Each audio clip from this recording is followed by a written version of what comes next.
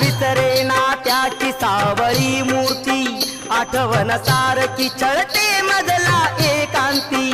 मन मंदिरी बसला ज्याची दिगंत कीर्ती, त्याच्या छायेन उत्तम ही नटली धरती।